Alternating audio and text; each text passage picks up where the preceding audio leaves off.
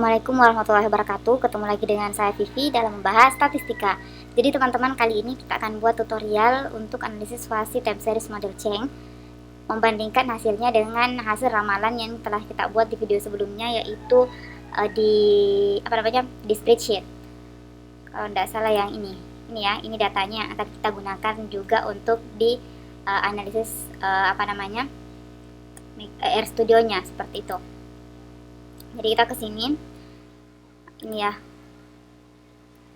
Pertama-tama kita copy dulu sintaksnya, kemudian kita buat script baru. Setelah itu, oh iya, jangan lupa teman-teman mengimport data dari komputernya.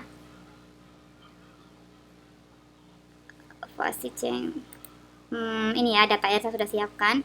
Bisa klik 2 kali atau bisa klik 1 kali baru klik open. Di sini langsung otomatis terbaca.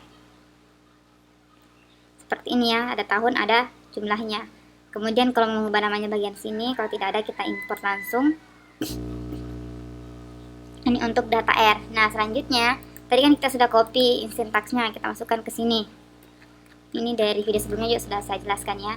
Nah, tadi bagian data itu kita masukkan di sini data R, ini ya. Data R, kan di dalam data R itu ada 2, ada tahun sama ada jumlah. Nah, untuk memilihnya kita tulis $, kemudian pilih jumlah. Maafkan ayam-ayamnya guys. Kemudian setelah itu kita run. Setelah kita run, kita bisa munculkan datanya, dan benar ya, seperti ini. Ada 11 data, 1, 2, 3, 4, 5, 6, 7, 8, 9, 10, 11. Oke, kemudian kita mau print datanya. Sama saja. Kita mau lihat maksudnya berapa jumlah datanya. Jadi leng itu untuk menghitung, atau kalau di Excel itu count. Oke, nilainya atau jumlah datanya ada 11, cocok. Kemudian bisa kita plotkan. Ini kenapa tidak ada lagi yang diubah? Karena tadi kita sudah mendefinisikan data itu sebagai data R yang jumlah. Jadi kita langsung plotkan, dan plotnya seperti ini. Oke, dari 1 sampai 11 seperti itu. Kenapa saya menggunakan saya menggunakan data sedikit? Ini cuma bahan belajar untuk kita buat. Nah, plotnya X-lab, berarti nama di bagian labnya itu adalah periode, Y-labnya itu adalah harga. Di sini tipe L berarti dia yang bersambung garis-garis. Seperti itu. Selanjutnya kita akan mencari data maksimum dan data minimum. Kita dapatkan minimum sama maksimum dari data. Nah, kita bisa lihat di sini sama ya. 940 ini maksimalnya 800, sekian. Seperti itu. Ini sekian. Selanjutnya kita akan mencari minimal barunya sama maksimal baru. Tapi karena di situ saya tidak menggunakan D1 sama D2, saya konstankan jadikan 0. Jadi saya ubah di sini menjadi 0. Kemudian kita tetap sama, menjadikan semesta pembicaraan kita itu sama dengan tanpa atau adanya D1 atau D2.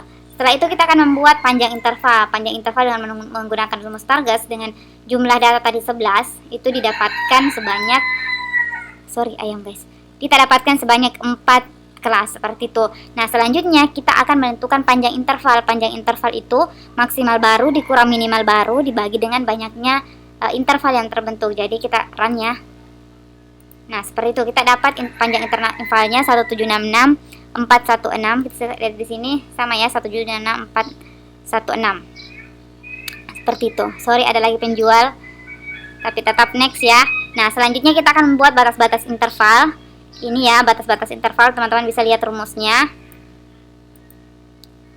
Batas-batas intervalnya. Kemudian kita akan membuat pembagian intervalnya. Ini caranya supaya nanti berbentuk data frame. Seperti ini.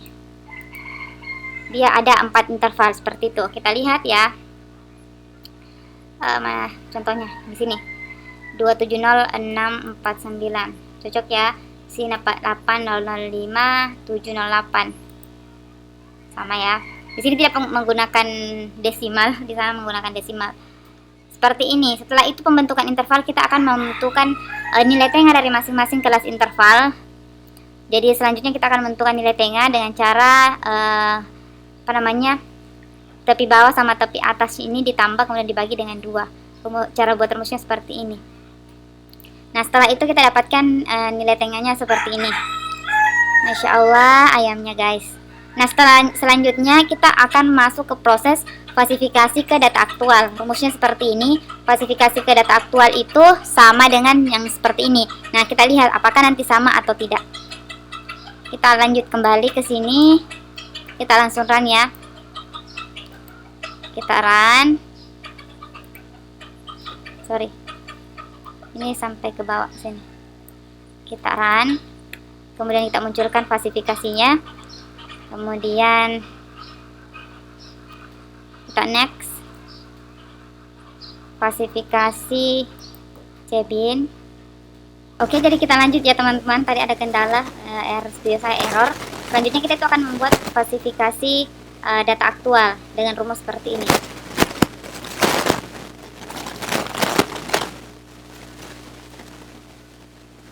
Seperti ini. Oke, nah teman-teman bisa langsung run. Dia langsung terang sampai sini. Kemudian dia terlangsung. Kemudian kita bisa langsung diproses falsifikasinya. Sorry. Kita klik falsifikasi. Dia akan munculkan di sini A4, A1, A1, A1 sampai A2. Kita lihat di sini A4, A1 terus sampai A2. Oke, sama ya teman-teman.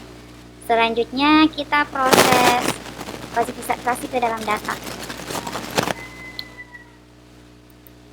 Nah, sama ya, sudah tadi kita lihat. Tapi dia tidak memberikan A4, A1 ataupun A2. Itu untuk mempermudah nantinya proses penghitungan selanjutnya. Di proses penghitungan Magtest membobot. Oke, selanjutnya FLR, yaitu relasi dari data sebelum ke selanjutnya. Ini dari 4 ke 1, dari 1 ke 1 sampai seterusnya. Kita run. Dia buat data frame-nya. Kita dapat seperti ini. Jadi falsifikasinya left-nya, right-nya. Falsifikasi untuk data tadi, untuk data, dan itu dimulai dari data periode kedua, karena untuk periode pertama itu tidak ada T-1-nya. Jadi kita anggap dia tidak ada. Selanjutnya kita melangkah di data kedua. Jadi data kedua, data T-1-nya itu adalah falsifikasi A1 sebelumnya, yaitu A4. Makanya di sini left-nya A4, right-nya 1, jadi 4 ke 1. Oke. Jadi dia seperti ini. Yang kita buat di Excel itu A4 ke A1, A4 ke A1, A1 ke A1 sampai seterusnya. Sampai seterusnya ya, seperti ini. Nah, selanjutnya kita akan membuat FLRG. FLRG dibentuk berdasarkan bagian left-nya atau berdasarkan current state-nya. Berdasarkan current state ini. Seperti itu. Nah, ini dia rumusnya. Kita run FLRG, tabel FLR. Seperti itu. Nah, jadi seperti ini. Kemudian untuk matriks transisinya, rumusnya seperti itu. Dia dapatkan seperti ini, hanya 1 ke 1, 1 ke 2, 4 ke 1 sama 4 ke 2, sama dengan yang kita dapat di sini, 1 ke 1, 1 ke 2, 4 ke 1. Tapi kita ini fullkan matriksnya ya. Kalau di sini dia tidak fullkan, tapi dia kode 1, 4, 1, 2 seperti itu. Selanjutnya kita akan membuat proses peramalan. Proses peramalannya itu seperti ini, dan sama dengan 0. Kemudian kita buat prediksinya, dan dia muncul seperti ini. Kita lihat apakah sama. 75, 71, 868. Di sini kita lihat prediksinya. Berbeda teman-teman. Kenapa berbeda? Mungkin belum sorry. Berbeda ya. Kenapa dia berbeda?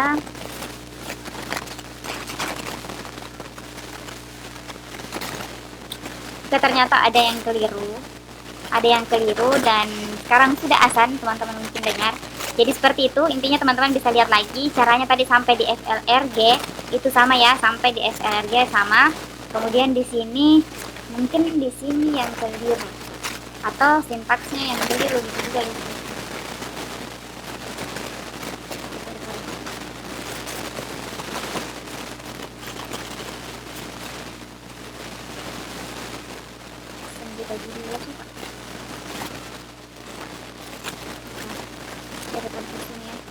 Seperti itu guysnya. Oke, itu dulu ya teman-teman, semoga terbantu. Sampai jumpa di video selanjutnya. Kalau ada saran silahkan di kolom komentar. Tapi kalau alur analisisnya seperti itu ya teman-teman. Dan ternyata kesimpulannya saya ada keliru, tapi saya tidak tahu kelirunya di mana, apakah di change, di apa namanya, di manual atau di RStudio. Seperti itu. Terima kasih sudah menonton. Sampai jumpa di video selanjutnya. Dadah.